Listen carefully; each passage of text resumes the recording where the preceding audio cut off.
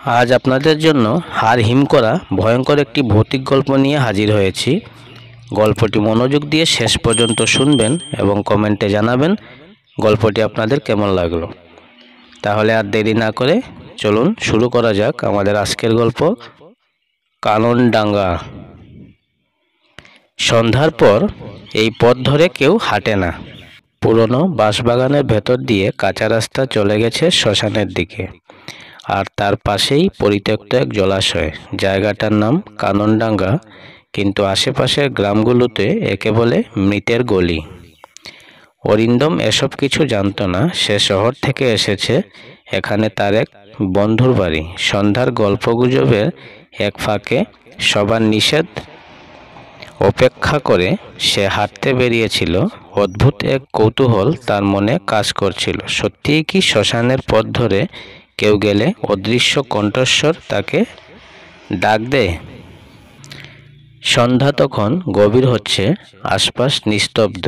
হঠাৎ করেই যেন গাছের পাতাগুলো কাঁপতে লাগলো। বাঁশবনের গভীর থেকে যেন কেউ একটা নিঃশ্বাস ফেলল, এখানে এসো।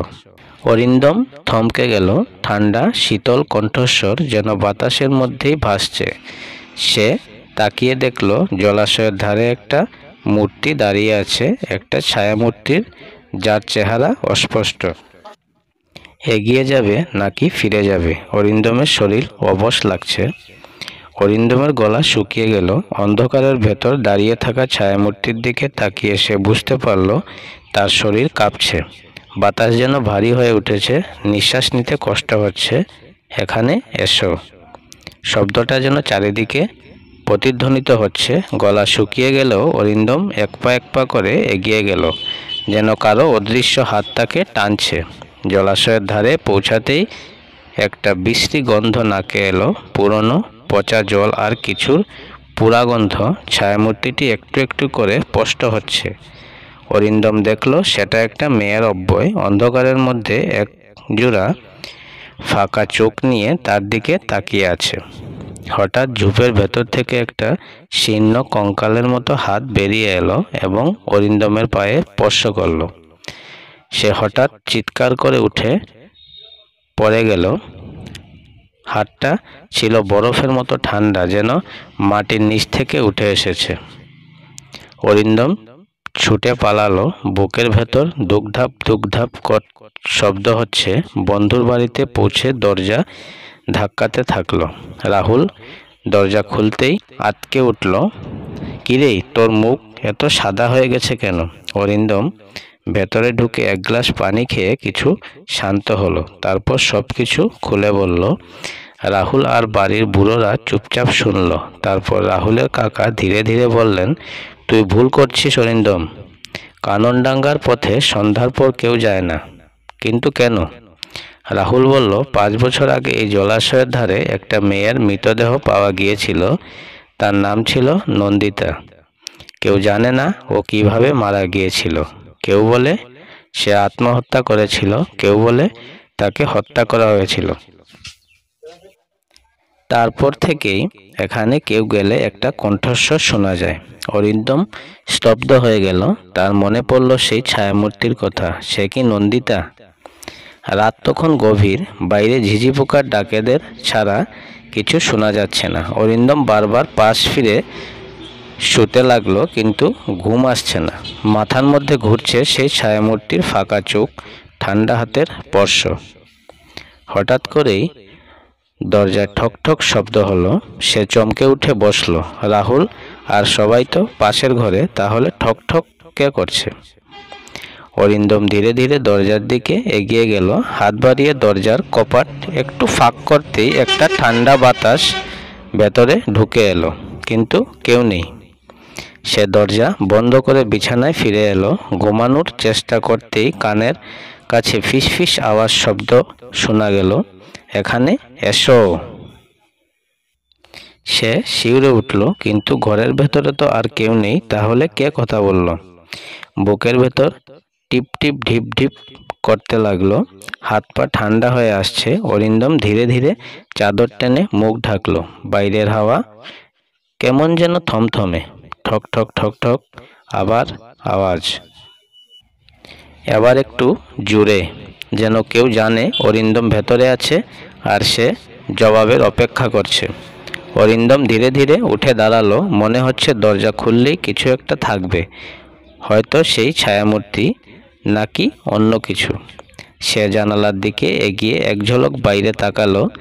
গলিটা সম্পূর্ণ অন্ধকার, শুধু দূরে বাঁশবাগানের মধ্যে একটা হালকা ছায়ামূর্তি দুলছে। কিন্তু এইমাত্র দরজার সামনে কে ছিল? সকালে ঘুম ভাঙতেই মাথাটা ঝিমঝিম করছিল। রাতে অনেকক্ষণ ঘুমোতে পারেনি। রাহুলের কাকা এসে বলল, বাইরে আসো, তোমাকে কিছু দেখাবো। অরিন্দম বাইরে এলো। তারা কাঁচা রাস্তা ধরে খানিকটা এগিয়ে জলাশয়ের কাছে গেল। কাকা এখানে পুরনো পাথরের টুকরো দেখালেন। সেখানে লেখা ছিল, নন্দিতা সরকার। এই জলাশয়ে নিখোঁজ হওয়ার 7 দিন পর তার দেহ পাওয়া যায়। অরিন্দম স্তব্ধ হয়ে গেল। বয়স মাত্র 20 বছর। সে বলল, কিন্তু ওকে মারল কে?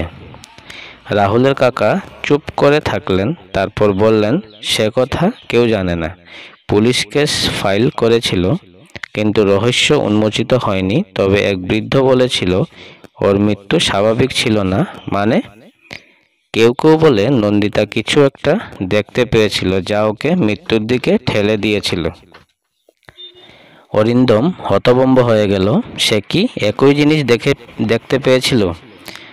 সন্ধ্যায় অরিন্দমের মনে হলো রহস্যটা ভাঙতে হবে। সে একাই কাননডাঙ্গার পথে হাঁটতে শুরু করলো। আকাশে চাঁদের আলো, মেঘে ঢাকা চারপাশ নিস্তব্ধ। বাঁশবনের ভেতর একটা সুসু শব্দ হচ্ছে, যেন কেউ নিঃশ্বাস ফেলছে।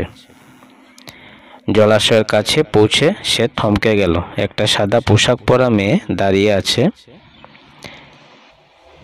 চুল এলোমেলো, ফাঁকা চোখ, ঠোঁট নীলচে। অরিন্দমের মাথার ভেতর একটাই শব্দ বাজলো, নন্দিতা। সে কাঁপতে কাঁপতে বলল, কে তুমি? মেয়েটি ধীরে ধীরে বলল, তুমি আমার গল্প জানো না অরিন্দম। অরিন্দমের গলা শুকিয়ে গেল। তার নাম জানে মেয়েটি? সে পিছিয়ে আসতে চাইল, কিন্তু পা যেন শক্ত হয়ে গেছে। মেয়েটি ধীরে ধীরে তার দিকে এগিয়ে আসছে। চারপাশের বাতাস ভারী হয়ে উঠেছে। অদ্ভুত এক শীতল গন্ধ চারিদিকে ছড়িয়ে পড়েছে। তুমি আমার গল্প জানো না অরিন্দম। অরিন্দম কাঁপতে কাঁপতে বলল, কে কে কে তুমি? মেয়েটির ফাঁকা চোখ দুটি সরাসরি তার দিকে চেয়ে রইল। তারপর এক মুহূর্তের জন্য সবকিছু থমকে গেল। একটা নিঃশব্দ শূন্যতা নেমে এলো চারপাশে। আমি সেই যে ফিরে আসতে পারেনি। এক ঝটকায় মেয়েটির চেহারা বদলে গেল। তার মুখ গলে যেতে শুরু করলো। চোখের গর্ত কালো হয়ে গেল। ঠোঁট ছিঁড়ে গিয়ে রক্ত ঝরতে থাকলো। অরিন্দম চিৎকার করে পেছনে ফিরল, কিন্তু তখনই তার কানে একটা মৃদু হাসির শব্দ ভেসে এলো। সে দ্রুত দৌড়ালো, কিন্তু মনে হলো পায়ের নিচের মাটি বালুর মতো নরম হয়ে যাচ্ছে। শরীরে শক্তি নেই। বুকের মধ্যে হৃৎপিণ্ডটা ধাক্কা দিতে থাকলো। কেন এসেছিস? সে এখানে কেন শুনল না কারো কথা। কোনো মতে দৌড়ে বাড়ির সামনে পৌঁছালো সে। দরজা ধাক্কাতে থাকলো, কিন্তু দরজা বন্ধ। ভেতর থেকে রাহুলের কণ্ঠ এলো, কে এত রাতে দরজায়? কে? আমি অরিন্দম, দরজা খোলো। রাহুল দরজা খুলতেই অরিন্দম ভেতরে ঢুকে পড়ল। কি হয়েছে তোর? অরিন্দম হাঁপাতে হাঁপাতে বলল, ও ছিল ওখানে। রাহুল আর তার কাকা একে অপরের দিকে তাকালেন। কাকা বললেন, এটা থামানোর সময় এসেছে। পরদিন সকালে গ্রামের একজন বৃদ্ধ পুরোহিতকে ডাকা হলো। তিনি বললেন, নন্দিতার আত্মা শান্তি পায়নি, কিন্তু ও শুধু ভয় দেখাচ্ছে না, কিছু বলতে চাচ্ছে। অরিন্দম বলল, কিন্তু ও কেন আমাকেই ডাকছে? পুরোহিত কিছুক্ষণ চুপ করে থাকলেন। তারপর বললেন, কারণ তুমিই একমাত্র ব্যক্তি যে সত্য জানতে চাও। কাকা বললেন, আমাদের একটা পুরনো বিশ্বাস আছে, কেউ যদি মারা যাওয়ার পর তার সঙ্গে অন্যায় করা হয়, তবে সে এমন কাউকে খুঁজে যে তার কাহিনী শুনতে রাজি হবে। অরিন্দম শিউরে উঠল। তাহলে আমায় কি করা উচিত? পুরোহিত বললেন, তুমি যদি সাহসী হও তবে আজ রাতেই ওর কাছে যাও, ও যা বলবে শুনবে, তবেই হয়তো ও মুক্তি পাবে। রাত গভীর হতেই অরিন্দম আবার সেই জলাশয়ের ধারে গেল। এবার তার সঙ্গে ছিল পুরোহিত ও রাহুল। চারদিক নিস্তব্ধ, জলাশয়ের পানির উপর একটা কুয়াশার আস্তরণ। হঠাৎ ঠান্ডা বাতাস বইতে শুরু করলো। তুমি ফিরে এসেছো, নন্দিতার কণ্ঠস্বর এক মুহূর্তের মধ্যে ছায়ার মধ্য থেকে বেরিয়ে এলো। এবার তার মুখে আগের মতো বিকৃত নেই, কিন্তু চোখ এক অদ্ভুত শূন্যতা। অরিন্দম কাপা গলায় বলল, তুমি কি চাও? নন্দিতা ধীরে ধীরে বলল, আমার মৃত্যু স্বাভাবিক ছিল না, আমাকে কেউ হত্যা করেছিল। রাহুল বিস্মিত হয়ে বলল, কিন্তু পুলিশ তো বলেছিল ওরা সত্য জানতে পারেনি। অরিন্দম গভীর মনোযোগ দিয়ে বলল, কে বলেছে? নন্দিতা ধীরে ধীরে বলল, আমি তোকে চিনতাম, সে এখনো এখানে আছে। তিনজন একসঙ্গে এক পা পিছিয়ে গেল। কে, নাম বলো। নন্দিতার কণ্ঠস্বর কাঁপল। সে কে? তোমাদেরই মধ্যে আছে। অরিন্দম, রাহুল ও পুরোহিত বিস্মিত হয়ে একে অপরের দিকে তাকালো। চারপাশে অদ্ভুত নিস্তব্ধতা, বাতাসে পচা শ্যাওলার গন্ধ। অরিন্দম শ্বাস নিতেও ভুলে গেছে। মানে কি তোমার? নন্দিতার ছায়া ধীরে ধীরে জলাশয়ের দিকে তাকালো। আমি এখন শেষবার এখানে এসেছিলাম তখন আমার সঙ্গে সে ছিল, যে আমাকে বিশ্বাসঘাতকতার ফাঁদে ফেলেছিল। সে চায়নি আমি বেঁচে থাকি। রাহুল বলল, কিন্তু আমরা তো এখানে থাকি না তাহলে? পুরোহিত গম্ভীর গলায় বললেন, তুমি কি বলতে চাচ্ছ নন্দিতা? মেয়েটির ছায়ামূর্তি এবার রাহুলের দিকে সরাসরি তাকালো। তুমি জানো না রাহুল, তুমি কি সত্যিই ভুলে গেছো? রাহুল কেঁপে উঠল। কি? আমি তো কখনো, বলে থেমে গেল। কিন্তু হঠাৎ চারপাশে বাতাসের গতি বেড়ে গেল, কুয়াশার আস্তরণ ঘনীভূত হলো, আর নন্দিতার কণ্ঠস্বর আরো গাঢ় হয়ে উঠল। তুমি তখন পাশে ছিলে, কিন্তু কিছুই করনি। অরিন্দম হতভম্ব হয়ে রাহুলের দিকে তাকালো। রাহুল, তুমি জানো এর মানে কি? রাহুল এবার সত্যি কাঁপতে শুরু করলো। না, মানে হ্যাঁ, আমি সেদিন ওকে দেখেছিলাম, কিন্তু আমি জানতাম না এটা ঘটবে। কি ঘটবে? রাহুল ফিসফিস করে বলল, নন্দিতাকে হত্যা করা হয়েছিল। রাহুল কিছুক্ষণ চুপ করে থেকে বলতে শুরু করলো, সেদিন রাতে আমি জলাশয়ের পাশ দিয়ে ফিরছিলাম, হঠাৎ দেখলাম নন্দিতা কারোর সঙ্গে কথা বলছে। আমি প্রথমে কিছু বুঝতে পারিনি, কিন্তু একটু ভালো করে তাকিয়ে দেখলাম সে কারোর সঙ্গে ঝগড়া করছে। পুরোহিত বললেন, কাদের সঙ্গে? রাহুল গলা শুকিয়ে বলল, গ্রামের একজন, নাম শম্ভু। অরিন্দম চমকে উঠল, কে এই শম্ভু? রাহুল বলল, শম্ভু এই গ্রামের এক গুন্ডা টাইপের লোক। সে একসময় নন্দিতার পেছনে লেগেছিল, ওর সঙ্গে সম্পর্ক করতে চেয়েছিল, কিন্তু নন্দিতা রাজি হয়নি। নন্দিতার ছায়া ধীরে ধীরে ফিসফিস করল, সে আমার সর্বনাশ করেছিল, আমাকে হত্যা করেছিল। পুরোহিত শীতল গলায় বললেন, তাহলে সে এখনো বেঁচে আছে? রাহুল বলল, হ্যাঁ, সে এখনো এই গ্রামের থাকে। কেউ কিছু সন্দেহ করেনি, কারণ সবাই ধরে নিয়েছিল নন্দিতা আত্মহত্যা করেছে। অরিন্দম বলল, এটা সত্যি হলে তাকে ধরতে হবে। নন্দিতা বলল, আমার আত্মা মুক্তি পাবে না যতক্ষণ না শম্ভু তার পাপের শাস্তি পায়। পরদিন সকালে অরিন্দম, রাহুল, পুরোহিত এবং গ্রামের আরও কয়েকজন শম্ভুর বাড়ির সামনে পৌঁছালো। শম্ভু দরজা খুলে তাদের দেখে বলল, কি ব্যাপার, এত সকালে এখানে কেন?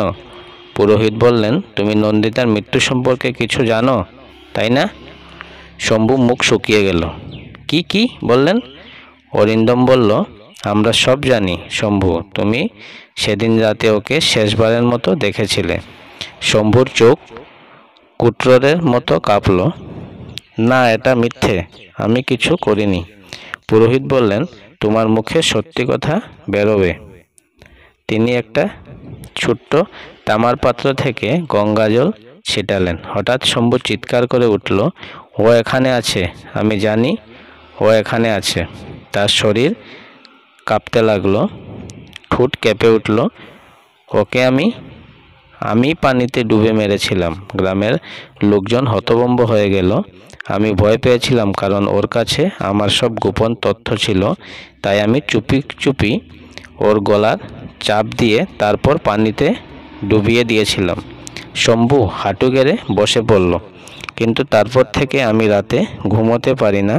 ও আমাকে ডাকে, আমাকে দেখে, আমাকে ভয় দেখায়। অরিন্দম দেখল হঠাৎ বাতাস ভারী হয়ে উঠেছে, চারপাশের গাছপালা থমথমে। শম্ভু ফিসফিস করে বলল, ও এখনো এখানে আছে, আমার শেষ দেখে ছাড়বে। সেদিন রাতেই শম্ভু গ্রাম ছেড়ে পালানোর চেষ্টা করলো, কিন্তু গভীর রাতে তার কুঁড়েঘর থেকে বিরাট চিৎকার শোনা গেল। গ্রামের লোকজন ছুটে গিয়ে দেখল শম্ভু মাটিতে পড়ে আছে, তার চোখ বিস্মিত, মুখ হা। তার মুখে যেন মৃত্যুর ছাপ। তার চারপাশে কালো ধোঁয়ার মতো কুয়াশা ছিল, আর তার বুকের উপরে আঁচড়ের দাগ। গ্রামের কেউ কিছু বুঝতে পারল না, কিন্তু সবাই একটাই কথা বলল, নন্দিতা তার প্রতিশোধ নিয়েছে। অরিন্দম সবার আবার সেই জলাশয়ের ধারে গেল। সেখানে দাঁড়িয়ে আছে নন্দিতার ছায়ামূর্তি, কিন্তু এবার তার চোখে কোনো অদ্ভুত প্রশান্তি। আমি মুক্তি পেয়েছি অরিন্দম, তোমার সাহসের জন্য ধন্যবাদ। অরিন্দম বলল, এবার তুমি শান্তিতে থাকো। নন্দিতা ধীরে ধীরে একদম হাওয়ার মতো মিলিয়ে গেল। চারপাশে শীতল বাতাস বইল, তারপর সব কিছু স্বাভাবিক হয়ে গেল। অন্ধকার গলি নিস্তব্ধ রইল, কিন্তু এবার আর কোনো ছায়া ছিল না। গল্পটি এখানেই সমাপ্ত হচ্ছে। গল্পটি আপনাদের কেমন লাগলো কমেন্টে জানাতে ভুলবেন না। প্রতিনিয়ত এ ধরনের গল্প পেতে আমাদের channel SN horror entertainment YouTube channel subscribe করে রাখবেন, যাতে এ ধরনের গল্প প্রতিনিয়ত পেতে পারেন। গল্পটি ভালো লেগে থাকলে লাইক, কমেন্ট, শেয়ার এবং চ্যানেলটি সাবস্ক্রাইব করে রাখবেন। ধন্যবাদ। সবাই ভালো থাকবেন।